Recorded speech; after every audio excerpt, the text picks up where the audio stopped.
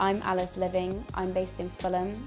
I am a personal trainer and 3 times best-selling author. I believe that in life you don't experience failures, only learn lessons. And I believe the key to happiness is self-love. What were you like at school growing up? I really enjoyed my time at school. Like, I didn't have a bad school experience. Physically, did you struggle with any sort of body confidence issues? I criticised every part of me.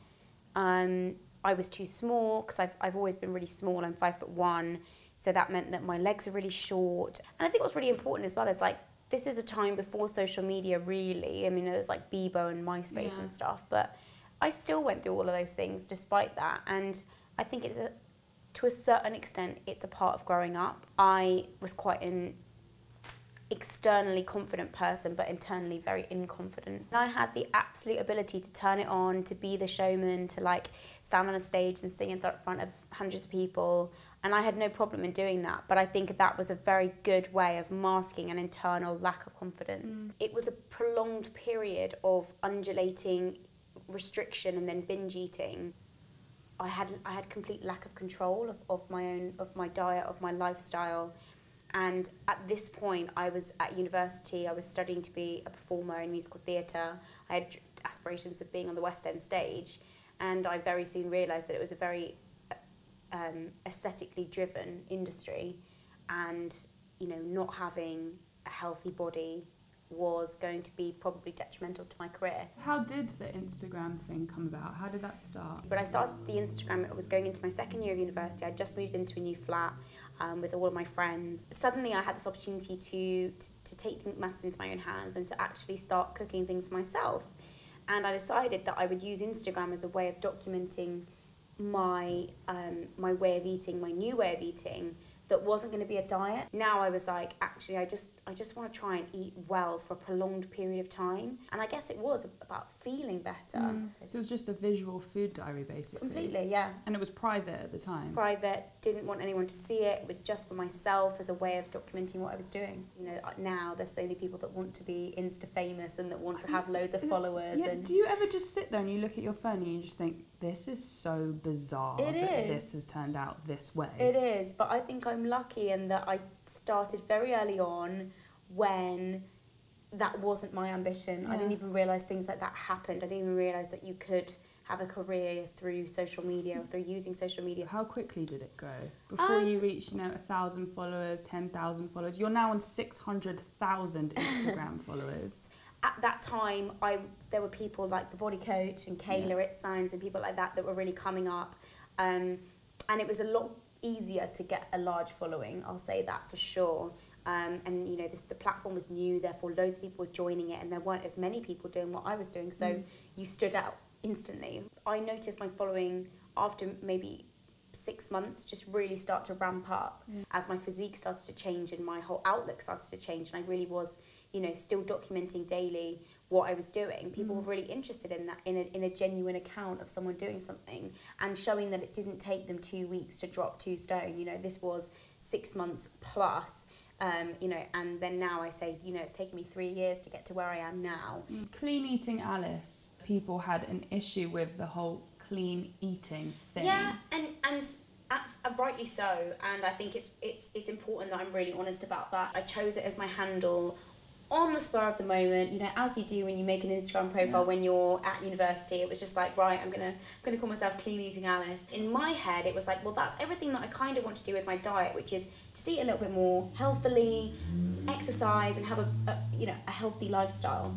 Clean eating then evolved to be a big umbrella term for lots of different factions that weren't necessarily in cohesion with each other. I felt like I was lumped together with lots of different movements that were in their own way telling people to be very, very restrictive, and I wasn't. What are your views on social media? It's a really, really positive tool if it's used in the right way. Yeah. But as with anything in life, you can abuse it, and I feel like it can be a very dangerous space for certain types of people. I feel like it can be very triggering for certain types of people. How do we manage expectations, and how do we put strategies in place in order to better deal with the with the side effects of this incredibly contrived space. Even I will still get the odd day where I'll see a photo of some girl looking amazing in a bikini, or we've all been there. But how does that make you feel to know that you're that girl for so many girls? I woke up this morning and you were the first post I saw.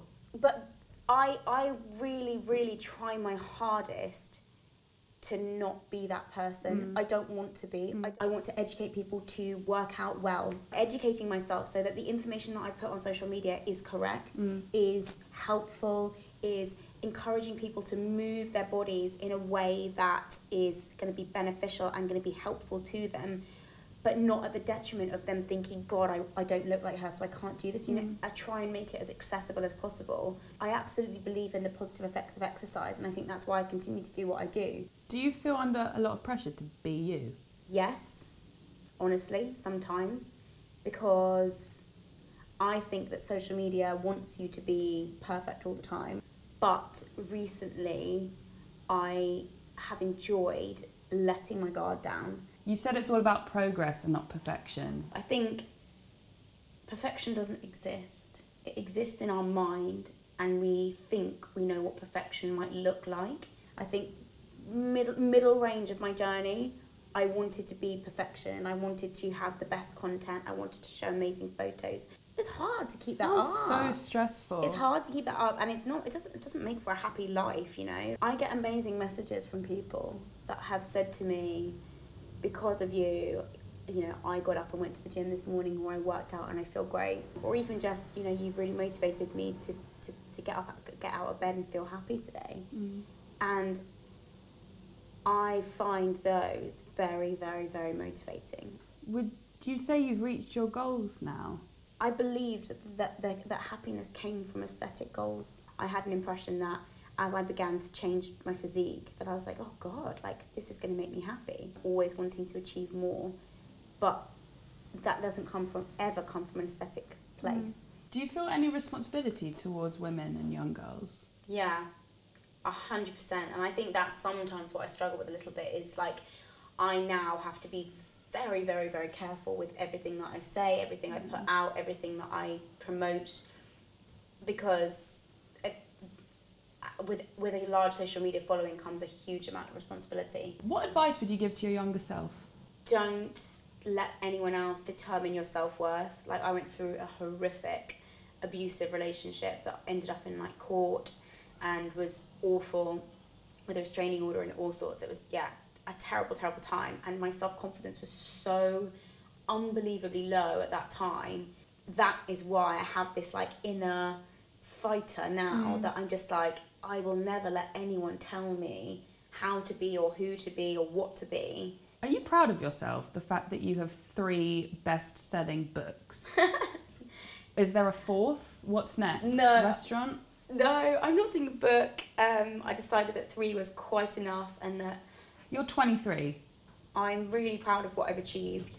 I've worked really hard to get here. You put something up the other day. It's never a failure, it's always a lesson. Yeah, it's my favourite saying. Talk to me. Never ever let the sun go down on an argument. Always deal with it. You go to bed and you wake up the next day and it's a fresh start and it's a clean sheet. I don't hold on to negativity. I have to wake up the next day, and whatever happened, however awful it was, take the next day as, okay, that was shit. How can I learn from it, and how can I move forward in a positive way? Do you ever receive negative comments on your Instagram? There was a Daily Mail article that I was called out in. I felt like someone had taken a dagger to my heart and just been because I'm so personal to my brand. Attacks are very personal. That's me. That's my everything. You're in Sainsbury's and you see yourself on the magazine cover.